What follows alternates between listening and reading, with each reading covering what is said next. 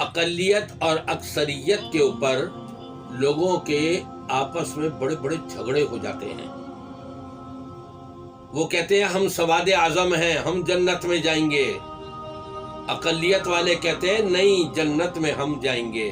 تو پھر قرآن سے کیوں نہ پوچھ لیں کہ کون جنت میں جائے گا؟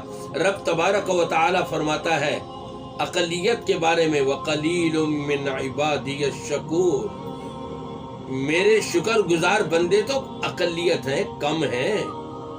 اور سواد اعظم کے بارے میں، اکثریت کے بارے میں کیا فرماتا ہے رب تبارک و تعالی؟ اکثر لوگ ایمان نہیں لائے، ایمان نہیں لاتے. اکثریت جو ہے یہ ہے سواد اعظم. اگر ظاہری ایمان ہے تو کفر ہے، شرک ہے، بدعات ہے، جہنم میں گئے. اور اقلیت ہے، توحید ہے، اتباع سنت ہے، جنت میں گئے.